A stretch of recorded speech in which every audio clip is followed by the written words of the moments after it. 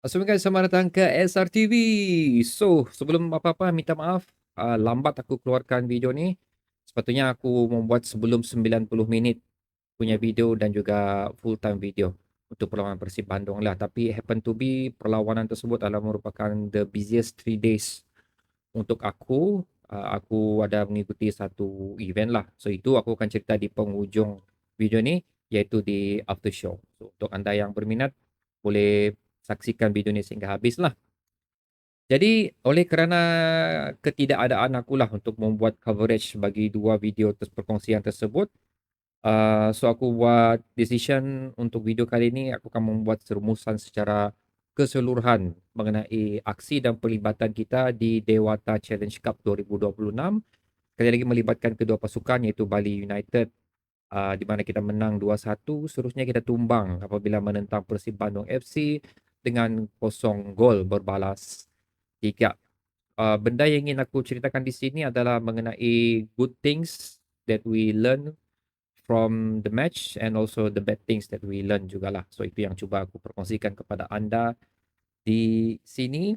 Sebelum tu, untuk anda yang belum subscribe SRTV, sila tekan butang subscribe dan juga butang notification agar nanti ketinggalan perkongsian seterusnya. Dan juga jangan juga jangan juga lupa untuk of course like video ni ataupun menjadi member SRTV. Itu yang aku ingin perkongsikan sebelum kita melanjutkan apa yang ingin dikatakan di sini guys. So aku mulakan dulu dengan good things that we learn daripada perlawanan ni, ialah betapa konsistennya kita punya striking force kita untuk perlawanan ni lah, di mana sekali lagi Park dan juga Di Renzo membuktikan kemampuan beliau untuk menjaringkan gol. Unfortunately, ianya tidak dapat dilakukan pada perlawanan seterusnya. So, ke reason itu kenapa nanti aku akan letak di bahagian betting lah. Dan kedua, hasil daripada mengharungi dua perlawanan yang menentang pasukan yang konsisten beraksi di saingan tertinggi di bola sepak tempatan mereka, ianya telah memberikan kita, insya-Allah lah akan memberikan kita competitive readiness, di mana kita telah berada di satu tahap level yang beraksi dengan lebih bilang orang mempunyai level dan juga tempo yang cukup tinggi daripada beberapa perlawanan beberapa perlawanan sebelum ni, dan hopefully akan membantu kita pada perlawanan yang akan datang. Sewaktu video ini dirakamkan adalah 17 hari bulan, di mana perlawanan kita pada 24 hari bulan. Tidak lama lagi lah sebenarnya kalau dari segi pejam celip, tapi dari segi matematik sebenarnya lama.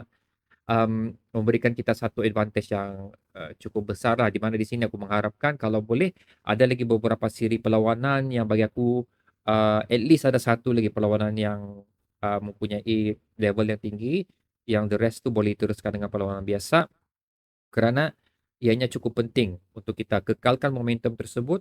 Dan seterusnya of course, apa benda yang kurang kita miliki daripada perlawanan, bagi aku, tactical change ke, the way of playing style ke, the duties for players di atas padang ke, boleh diperbaiki dan diperbetulkan pada perlawanan tersebut. Lepas tu, menentang pasukan yang berada di level yang cukup tinggi ini adalah untuk membantu kita agar kita lebih fokus dan juga disiplin di dalam structural formation, dan sekali lagi keperluan dan demand bagi tiap pemain di atas padang tu. Walaupun sekali lagi kita tewas menentang Persib Bandung, tapi dalam masa yang sama kita kena perhatikan juga menentang pasukan yang dua kali muncul juara pada dua musim berturut-turut ni. At least kita tidak dibolosi dengan banyak lah dan juga kita masih boleh memberikan persembahan yang boleh katakan baik juga sebenarnya. Bukanlah baik tu, maksud aku baik tu hebat sangat, tapi ada ada positif dia lah di situ. Walaupun kita tewas menentang Persib Bandung. So the bad things that we learn, benda-benda yang kita perlu perbaiki. Bad things tu bukanlah maksud aku macam yang kita tidak di situlah kita selama-lamanya dan ini adalah menjadi punca kelemahan kita, punca kekalahan kita, bukan. Tapi ini adalah benda yang perlu diperhatikan dan boleh diperbaiki sebenarnya. Satu adalah kita punya defensive vulnerabilities, di mana Walaupun kita menentang pasukan Persib Bandung yang kekal berada di, aku berikan top 10 lah dalam saingan bola sepak mata mereka. Actually begini, top 10 tu sebenarnya not bad tau. Jika dibandingkan dengan Sabah FC. Aku boleh katakan Sabah FC top 10 juga, tapi tim yang beraksi tak banyak. So kita sebenarnya berada di kalangan bottom league di saingan Liga Super musim lepas. Itu beza dia dengan Persib Bandung, apa ni, Bali United FC dan juga Sabah FC. Jadi kita masih mampu dibolosi oleh tim yang berkedudukan sedemikian. Menunjukkan di sini, walaupun aku puji persembahan defense mereka Sabah FC pada perlawanan pada video sebelum ni, tapi masih ada perkara yang perlu diperhatikan yang bagaimana mereka still mampu untuk membolosi di gawang Sabah FC, dan seterusnya of course 3-0 ni adalah merupakan satu benda yang cukup kita perlu kita pelajari juga lah. Against 3-0 bagi aku is still a good result kerana kita menentang pasukan yang dua kali menjuarai Liga Indonesia berturut-turut. So it's a well deserved match lah bagi aku dan juga result bagi aku. So uh, kedua adalah second half fatigue. So bagi aku benda ni memang kita tidak boleh nafikan, dan sekiranya perkongsian sebelum perlawanan menentang Persib Bandung ni aku berjaya keluarkan, ini adalah benda yang akan aku sentuh juga. Pasal basically kita ada satu hari saja rehat sebelum menumpu ke perlawanan ni jika dibandingkan dengan Persib Bandung. Yang belum lagi melalui sebarang perlawanan sebelum menentang Sabah FC. Aku memang sudah jangka lah benda ni akan terjadi dan ianya memberi efek untuk persembahan Sabah FC. Walau bagaimanapun di atas tidak macam apa level fitness mereka yang tidak tinggi ni, tapi kita masih mampu untuk mengekang uh, serangan percubaan yang seringkali bertali arus dilakukan oleh Persib Bandung ni, di mana kedua gol terakhir yang diberikan oleh mereka adalah pada minit ke-75 dan juga minit ke-88. So sekiranya, ini pendapat aku lah, anything can happen juga. Sekiranya pemain-pemain kita turun dengan stamina rehat yang cukup bagus, ada perubahan dari segi persembahan dan juga kemungkinan boleh menjaringkan gol akan dilakukan. Itu I do believe benda tu boleh jadilah. Tapi again, walaupun penatnya dia orang ni sebelum menuju ke perlawanan ni, rest yang tidak cukup, mereka masih mampu bertahan. Tapi unfortunately selepas masuk ke minit 75, walaupun ada pertukaran dilakukan, I do believe dia orang punya stamina tidak begitu mengizinkan mereka lah. Dan seterusnya adalah club cohesion gaps tu. Maksudnya di sini adalah aku boleh katakan defensive line kita cukup baru, menempatkan pemain pun cukup baru sebenarnya. Rawisam Batuil di tengah, di mana position tersebut seringkali dimiliki oleh Gaby ataupun Dom. Lepas tu Dom pula dialihkan ke bahagian central right, di mana KK di bahagian central left. So ini adalah merupakan sekali lagi salah satu penempatan dan juga combination yang terbaru untuk Sabah FC. Uh, Selepas tu right wing back, left wing back kita, flank side kita bagi pertahanan pun agak baru juga. Ingham of course berada di position beliau, tapi menetapkan contoh seperti Farhan Roslan di bahagian wing back tu adalah satu bagi aku again benda yang cukup baru, dan ini juga antara benda yang bagi aku juga memberi impact lah tentang persembahan Sabah FC pada perlawanan tersebut. Di mana sekali lagi seperti aku katakan, kebiasaan dan juga communication di antara kedua shape dan juga pemain-pemain perlu kita ambil kira juga sebenarnya daripada persembahan tersebut. So aku mengharapkan di sini itu saja yang aku ingin katakan, yang the good things and the bad things that we learn from persembahan ni. So back to persoalan, adakah kita perlu mendapatkan pemain lagi yang perlu didaftarkan dalam skuad Sabah FC ni? Sekiranya kita, I know jadual perlawanan Liga Super, Piala Malaysia, Piala FA telah pun dikeluarkan, tapi kita tidak boleh tolak tepi yang kemungkinan besar ada perubahan jadual yang akan dilakukan, yang menyebabkan kemungkinan pada minggu ataupun bulan tersebut rest time mereka, travel time mereka akan menjadi cukup compact. So, kalau tidak, for me, 27 kalau aku nak silap pemain yang berada dalam skuad Sabah SD sekarang ni cukup bagus sebenarnya. Tapi kalau benda tersebut terjadi, hasil daripada sekali lagi pengalaman kita di Dewata Challenge Cup Series ni, I do believe yang actually kita still perlukan beberapa wajah lagi lah untuk didaftarkan dalam skuad Sabah FC ni bagi menampung demand di saingan bola sepak tempatan kita yang jadualnya sebenarnya is unpredictable. Itu yang aku boleh katakan di sini. Tapi kalau kita sanggup untuk menghadapi semua rintangan tersebut, again bagi aku 27 man squad ni is good enough.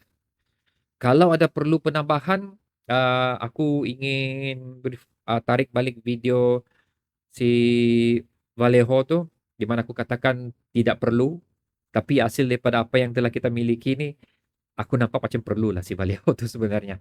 Dan of course, sekali lagi, kita perlu orang yang mempunyai defensive mind, yang bagi aku cukup terbukti, yang mampu bermain di bola sepak tempat kita, of course Fadi Awad lah. Kerana untuk sekarang ni bagi aku important untuk mendapatkan pemain yang versatile, yang boleh beraksi di mana-mana position yang diperlukan. So Fadi Awad bagi aku is a good thing pasal dia boleh bermain defensive midfield, dia boleh juga diletakkan as a defense sebenarnya. So kita ada advantage di situ untuk melakukan rotation terhadap pemain kita. Again um, aku melihat di sini pengalaman daripada Dewata Challenge Cup ni yang paling besar masalah kita sekarang sebenarnya adalah sekiranya berlaku perlawanan from one match to another match di mana masa rehat dan travelnya cukup compact. Ini adalah bukti awal lah di mana pasukan ini sebenarnya tidak mampu untuk mengendali stres sedemikian. So, okay guys, itu adalah perkongsian aku untuk perlawanan ni di mana aku tidak masalah dengan tewasnya 3-0 ni. Okay? Bagi aku is a good result jika dibandingkan dengan yang kita menentang pasukan Thailand tempoh hari. So the one is gonna be another video lah. So letakkan pendapat anda di ruang komentar di bawah mengenai the whole perjuangan kita di saingan Dewata Challenge Series 2026 ni. Itu adalah pendapat aku. Tidak semestinya anda perlu bersetuju. Sekiranya anda tidak bersetuju, letakkannya di ruang komentar di bawah. Sekiranya ada benda lain lagi yang aku tertinggal pun, anda boleh letakkannya di ruang komentar di bawah. Di situ kita akan berbincang dengan lebih lanjut. So okay guys, sekarang kita akan beralih ke after show. So kalau anda yang ingin melihat tentang perkongsian aku tentang perjalanan perlawanan tu saja, anda boleh berhenti di sini. Tapi kalau anda mau lepak apa semua, anda boleh teruskan. Okay, the reason kenapa aku lambat keluarkan video ni sebenarnya, wah aku lupa pula tukar macam ni. Ini after show. Dia macam ni sikit. Tukar sikit position aku. The reason kenapa aku lambat keluarkan video ni sebenarnya pasal ada setengah anda yang tahu di mana aku ada mengikuti marathon event iaitu Kota Kinabalu City Run 2026. Aku ikut 10 km je lah untuk acara tersebut. So aku of course lah 10 km siapun apalah, sangat 10 km tu kalau sama aku macam kacang siapa tu. It's for you tapi it's for me is kind of hard. Pasal aku baru kembali aktif dalam arena ni. Aku aktif dari tahun 2011 sampai 2014. Which is time tu aku 21 km. Tapi aku sudah lama meninggalkan arena ni. Bila aku start, badan aku not in the good condition, not in the healthy shape. Tapi alhamdulillah sekarang daripada 73 berat aku sekarang sudah pergi 69. It's a big achievement for me lah. So aku terpaksa menumpukan lebih kepada training session untuk masa tu. Pasal aku mau beat my own personal best. Lebih kurang macam itulah. So aku penat lah sebenarnya. So aku tidak mau rosakkan video yang aku keluarkan tu dengan minda yang penat. Nanti perkongsiannya tidak bagus. Lebih kurang macam tu. So aku mau anda mendapat quality video dan perkongsian yang bagus maksudnya. That's why kenapa aku decide, okay kita fokus untuk pergi latihan je lah. So this is the medal. Oh sorry. Yang aku dapat. Ini adalah medal aku yang ke-7, yang ke-6 kah kalau aku nak silap. So the rest tu semua ada di sini lah. Semua medal aku. So the thing yang aku suka pasal medal ni, dia ada spinner guys. Okay, macam John Cena sikit. So I like this medal. Talking about my personal best, my last training session untuk 10 km, Aku buat 1 hour 20 minute something lah plus, tapi we put it 1 hour 20 minute lah. So alhamdulillah hasil daripada latihan yang aku lakukan, support daripada kawan-kawan apa semua, I managed to do 1 hour and 17 minute. So ada 3 minit improvement daripada aku punya last 10 km. So of course, aku ingin perbaiki lagi aku punya running form, timing aku apa semua. Dan for this year, ada lagi lah satu event December.